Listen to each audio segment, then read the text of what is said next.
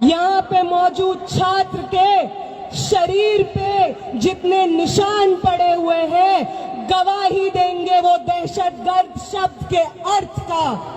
जो डिक्शनरी होती है उसमें जब दहशतगर्द लिखा जाएगा, दहशत लिखा जाएगा, डर लिखा जाएगा, हिंसा लिखा जाएगा तो दिल्ली पुलिस का नाम बार बार दर्ज किया जाएगा। हम याद रखेंगे कि आपने वो संसद जिसको हमारे वोट से चुने हुए प्रतिनिधि आबाद करते हैं, वो संसद जिससे ज्यादा पब्लिक मॉन्यूमेंट शायद इस देश में कोई ना हो, जब हम उस संसद के पास जाने की कोशिश करते हैं अपनी मांगों को लेकर के, आपने हमारे सर खोल के रख दिए। याद रखेंगे हम याद रखेंगे दिल्ली पुलिस के उन लोगों को जिन्होंने फीमेल प्रोटेस्टर्स के ऊपर उनके प्राइवेट पार्ट्स में पेटेंट्स घुसाने की कोशिश की। याद रखेंगे हम आपकी हिंसा को। हम याद रखेंगे कि आपको मालूम था कि साथी हमाद 23 दिन से भूख हड़ताल पे बैठे थे।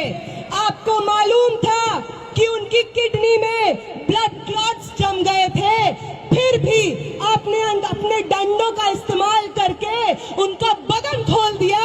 याद रखेंगे हम याद रखेंगे कि 23 दिन के बाद, भूख हड़ताल के बाद, जब मैं, आमीन और मनीष इधर इस टेंट में जंतर मंतर पे बैठे हुए थे क्योंकि हमारी चलने की हालत नहीं थी, तो आपकी एक बटालियन जो दिल्ली के अलग अलग कोनों से लोगों को जंतर मंतर भेज रही थी, वो बटालियन आंसू गैस सीधे हमारी टेंट की तरफ फायर करती है, लाठियां लेकर के हमारे टेंट की तरफ चार्ज करती है। और वो जो दीवार आप टूटी हुई देख रहे हैं, ये दीवार को जितनी बार जंतर मंतर पे लोग देखेंगे, याद रखें वो कि ये दीवार, ये destruction of public property Delhi police की करतूत है।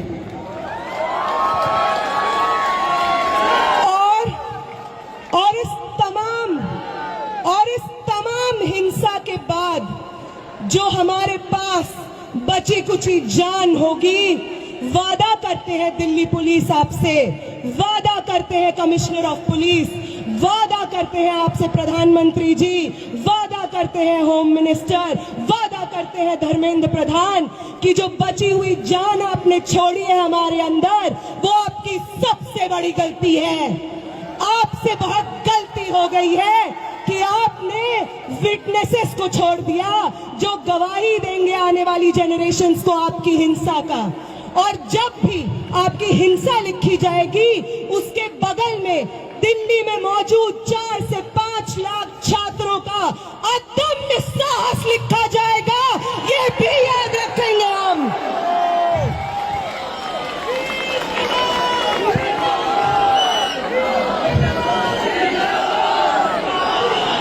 याद रखेंगे हम कि पटना से कूच करके, लखनऊ से कूच करके, महाराष्ट्र से कूच करके, कर्नाटका से कूच करके, एक दूसरे को जानते नहीं थे जो लोग, उन्होंने आपकी हिंसा से एक दूसरे को बचाया है, अपने शरीर से अपने बगल वाले इंसान को बचाया है, सिर्फ इसलिए ताकि इस देश में लोकतंत्र जिंदा रहे, आगे आने वाले पीढ़ी के लिए शिक्षा जिंदा रहे।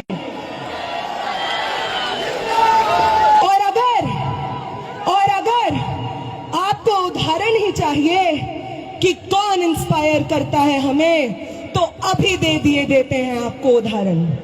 वो सावित्री माई, वो फातिमा शेख जिन्होंने पूरे समाज की तोहमतें झेली, पत्थर अपने बदन पे झेले, गोबर अपने बदन पे झेला, सिर्फ इसलिए क्योंकि वो चाहती थी कि इस देश की महिलाएं, इस देश के पिछड़ी जाति से आने वाले लोग शिक्षा हासिल कर सके।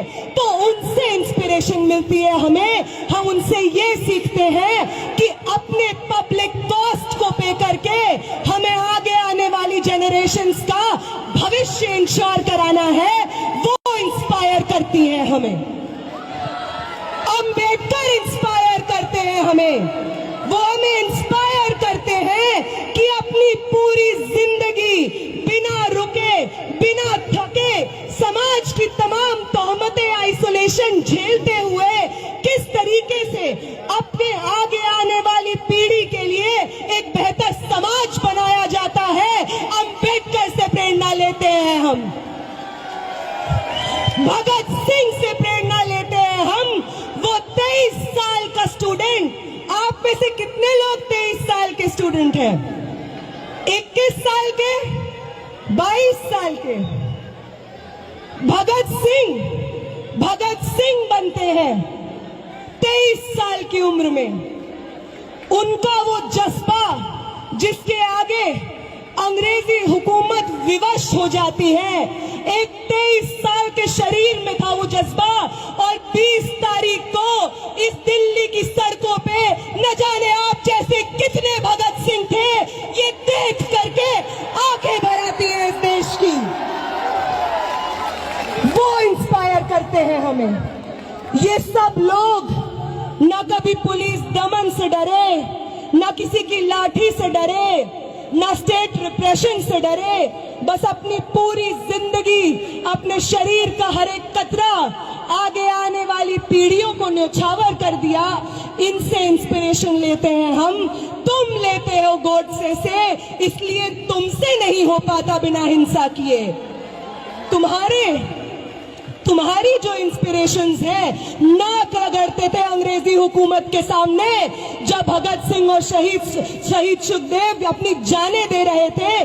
तुम्हारे इंस्पिरेशंस नाक रगड़ रहे थे अंग्रेजी हुकूमत के सामने।